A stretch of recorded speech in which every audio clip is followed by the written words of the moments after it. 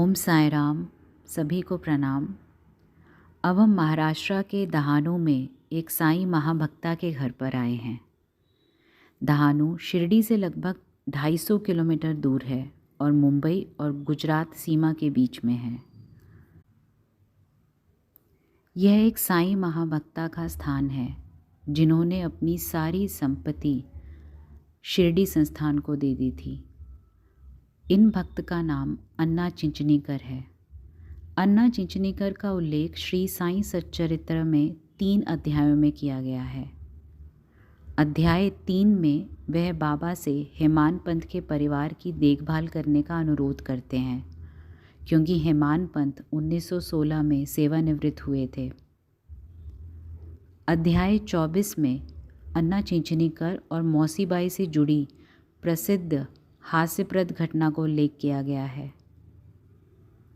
अध्याय 27 में विष्णु सहस्त्रनाम की घटना का वर्णन करते हुए अन्ना चिंचनीकर नारद की भूमिका निभाते हैं और रामदासी सन्यासी को बताते हैं कि विष्णु सहस्त्रनाम पुस्तक श्यामा के पास है। श्री गुना जी से प्राप्त साईं सच्चरित्र के अनुवादों में इस तथ्य का उल्लेख किया गया है कि अन्ना चिंचनीकर ने अपनी सारी संपत्ति शिरडी संस्थान को दान कर दी थी। साईं लीला पत्रिका में एक घटना है। अन्ना चिंचनीकर एक कोर्ट केस जीतते हैं और उन्हें 1800 रुपये मिलते हैं और अदालत का खर्चा आता है। अन्ना ने पूरी रकम बाबा को दे दी, लेकिन बाबा ने उसे स्वीकार न किया।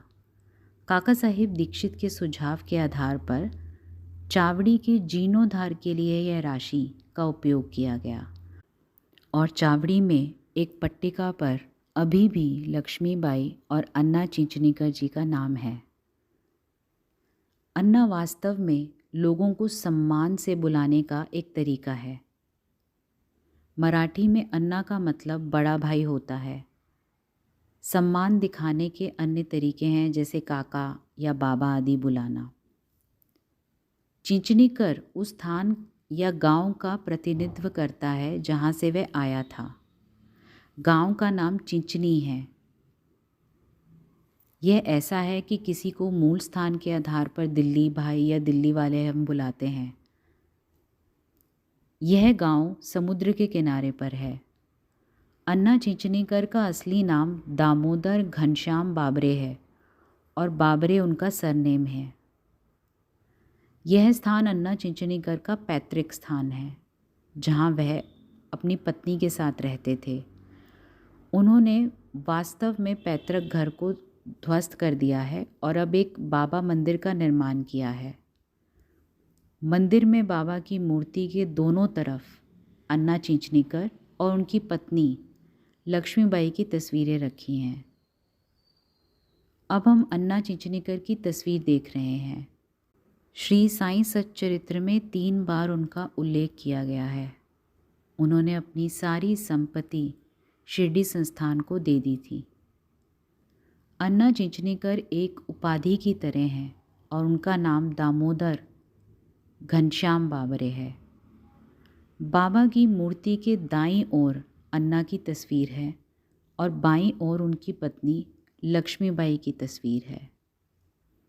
हम उनकी पत्नी के बारे में भी कुछ बताना चाहते हैं। वह बहुत कम उम्र से अन्ना से शादीशुदा हो गई थी। शादी के कुछ समय बाद ही अन्ना शिरडी चले जाते हैं और उनकी पत्नी अकेले गांव में रहती हैं। जैसा कि हमने पहले उल्लेख किया है कि यह गांव समुद्र के किनारे पर है। यहाँ के लोगों ने उल्लेख किया कि उस समय बड़े पैमाने पर चक्रवात या बाढ़ आई थी। कुछ अन्य लोगों ने बताया कि वहाँ प्लेग हुआ था। उनकी पत्नी बहुत छोटी उम्र की थी और अकेले होने के कारण वह रोने लगती हैं। बाबा उन्हें साक्षात्कार देते हैं।